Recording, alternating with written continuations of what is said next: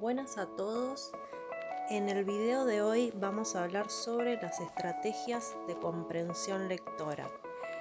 En este caso vamos a hablar sobre los recursos para mejorar tanto la lectura como la escritura. Sabemos que todo proceso de lectura debe asegurar que el lector comprende el texto que está leyendo. Esto solo puede hacerlo mediante una lectura individual y precisa que le permita avanzar, retroceder, pensar y relacionar información nueva con los conocimientos que ya posee. Además, el lector deberá plantearse preguntas, decidir qué es lo importante y qué es lo secundario. Antes de continuar con la explicación de este tema, te invito a apoyar mi trabajo dándole me gusta, compartiendo y suscribiéndote de ser posible. También puedes activar la campanita de notificaciones para que te lleguen las notificaciones sobre los videos que voy subiendo. Todo proceso de lectura se divide en 3 procesos. El proceso de prelectura, antes de leer, la lectura comprensiva, es decir, mientras estoy leyendo, y la poslectura, que vendría a ser lo que debemos hacer después de leer.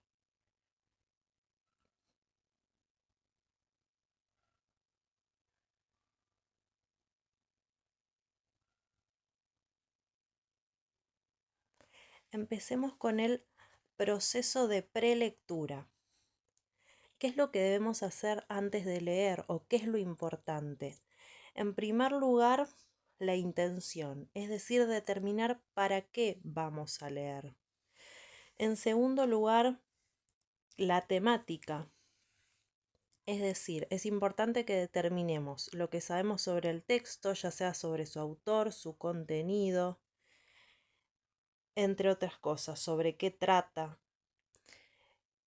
Y también lo importante es conocer la estructura del mismo, es decir, su tipología, es decir, cómo está estructurado, si es una noticia, un cuento, un texto informativo. Todas estas 3 preguntas nos tenemos que hacer entonces antes de leer el texto para el que vamos a estudiar o el que queremos comprender. Después tenemos la parte de lectura comprensiva, es decir, mientras estoy leyendo. Para lograr una lectura comprensiva, en primer lugar es importante tener en cuenta las inferencias. ¿Qué significa esto? Que te hagas preguntas sobre el texto que estás leyendo. Por ejemplo, ¿qué tipo de lenguaje usa? Si es formal o informal, ¿a quién va dirigido? También es importante tener en cuenta la información, es decir, la búsqueda de información para aclarar las dudas que te surjan sobre distintos conceptos o palabras que aparezcan, ya sean diccionarios, libros o internet, siempre y cuando sean páginas confiables, ¿sí? Donde la información sea real. Y en tercer lugar, la relectura es muy importante al momento de hacer una lectura comprensiva. Sí es importante que de no entender un párrafo no continuemos con el siguiente, sino que volvamos al párrafo anterior para releer y poder comprender aquello que estamos leyendo. Si no podemos continuar y no podemos avanzar si hay algo que no comprendimos en esa lectura. El tercer paso sería la poslectura, es decir, después de leer. En esta parte tenemos que tener en cuenta el uso de técnicas de estudio. Es decir, esto es lo que hacemos, la poslectura, lo que hacemos para fijar los conocimientos adquiridos y comprobar además que lo que leímos lo comprendimos.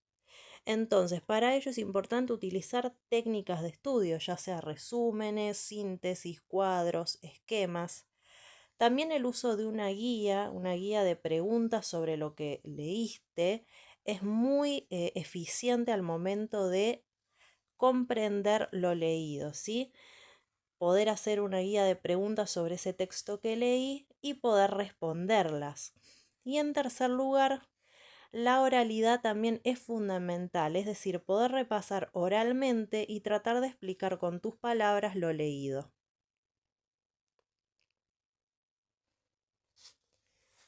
Estrategias de comprensión lectora. Para llevar a cabo la lectura o la escritura de un texto hay que tener en cuenta que existen distintas estrategias o recursos que son utilizados por quienes escriben determinado texto para contribuir a la comprensión del mismo. Esas estrategias o recursos las utilizan los autores de los textos, y si vos escribís, es importante que también las uses para darle sentido a tu producción escrita. En este caso es importante utilizar estas estrategias tanto al momento de escribir para poder realizar un texto coherente y al momento de leer para poder comprender lo que estoy leyendo. Es decir, es importante saber identificarlas.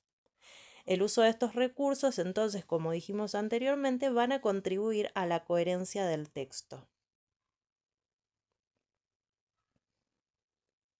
Vamos a ver qué tipos de recursos son los que tenemos.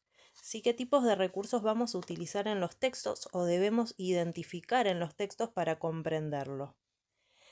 El primero de los recursos es la definición. Es cuando doy el significado de algo, es decir, en los textos se suelen dar los significados de algún concepto o palabra por si el lector no lo conoce. Por ejemplo, el deletreo es el procedimiento que consiste en pronunciar una por una las letras que conforman una palabra. Entonces acá estoy respondiendo a la pregunta ¿qué es? El segundo recurso es la analogía. Para que el lector comprenda un nuevo concepto, se lo explica haciendo una comparación con algo que el lector ya conoce o con lo que está familiarizado. La analogía también vendría a ser la comparación entre dos objetos o ideas que presentan similitudes entre sí. Por ejemplo, un ejemplo de analogía es: los mamíferos amamantan a sus crías de la misma forma que las madres humanas alimentan a sus hijos.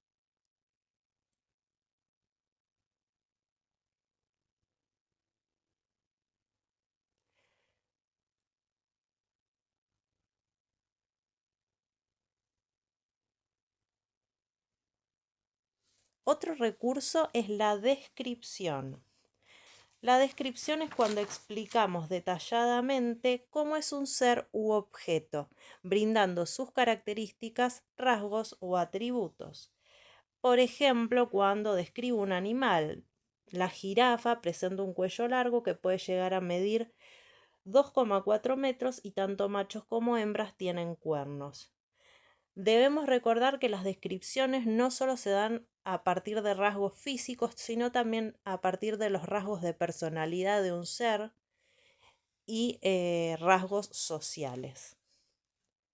Después tenemos la clasificación, que es la agrupación de elementos con características similares. Por ejemplo, los vertebrados son los animales que presentan huesos y los invertebrados los que no.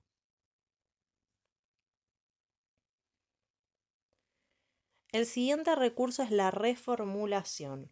Cuando el escritor cree que la idea que explica puede ser difícil de comprender, puede reformular su explicación, es decir, decirla de otro modo para que resulte más comprensible para el lector.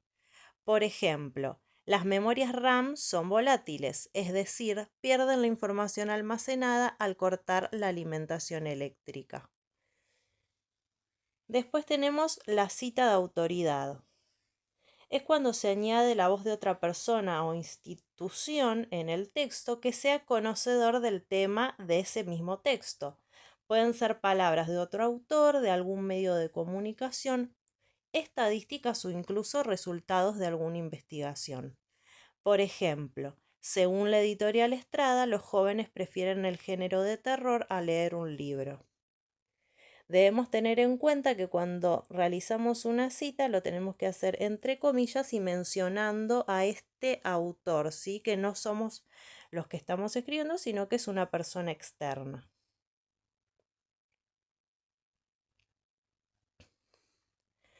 Por último, tenemos los conectores, que son palabras que se usan para conectar ideas, oraciones o frases entre sí.